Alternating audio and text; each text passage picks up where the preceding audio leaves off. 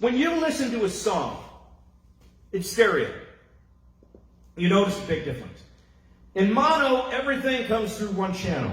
You can listen on a stereo, but this one channel will simply be broadcast on both the left and the right stereo channels. You can create a fake stereo effect by changing the equalization on both sides, kind of making it sound different.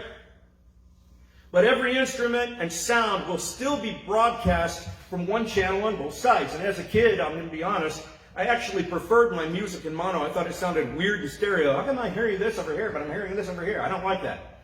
As an adult, I grew to enjoy it. But as a kid, I was just like, this doesn't make sense. Well, in stereo, you have two channels. So some sounds and instruments come through one side. Some sounds and instruments come through another side. Some video games are in stereo as well, because you can hear your enemy sneaking behind you. I don't play these, but I've heard. So you can hear somebody like approaching you on what side they're approaching you, and if you hear it over here a lot and over here a little bit, you know he's like mostly over here, he's coming at you from diagonal. But at any rate, when the song is double stereo, meaning quadraphonic, perhaps some sounds come through all channels, but different instruments and sounds are distributed across 4 channels.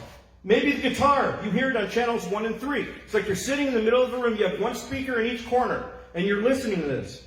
Maybe the guitar is on channels 1 and 3. Maybe the piano is on channels 2 and 4.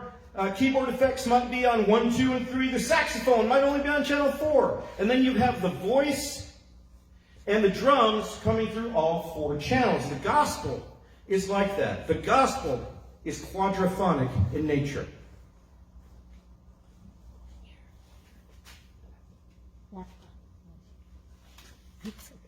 Thank you. It's kind of getting to the side. I appreciate that.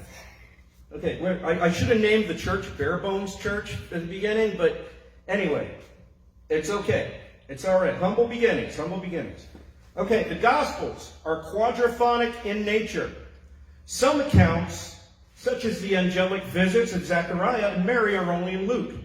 Jesus, being described as existing before time in great detail, is only at the beginning of John. The healing of the blind man is only in Mark. Detailed accounts of Jesus' long discourses and sermons are only in Matthew. Other Gospels may give shortened synopses, but the detailed are in Matthew. For example, Sermon on the Mount in Matthew. Huge, 3 chapters. And then we have the Sermon on the Plain, which is a synopsis when he comes back down the mountain in Luke. The parable of the sower is in Matthew, Mark, and Luke. Feeding of the 4,000, only in Matthew and Mark. The teaching of the Pharisee and publican is only in Luke.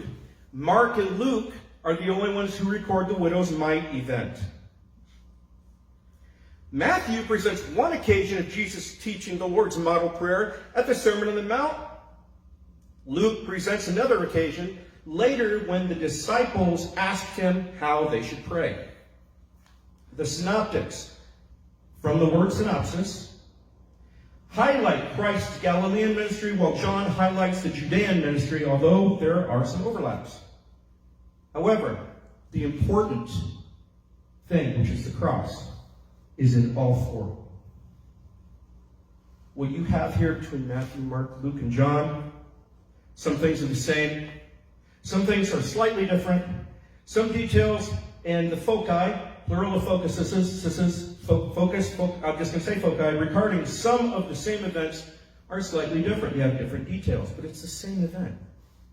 Here we have 4 speakers. And what you get when you put all 4 speakers together is the entire song of life.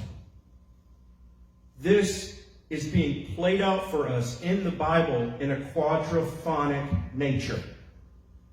These are 4 portraits preordained by God.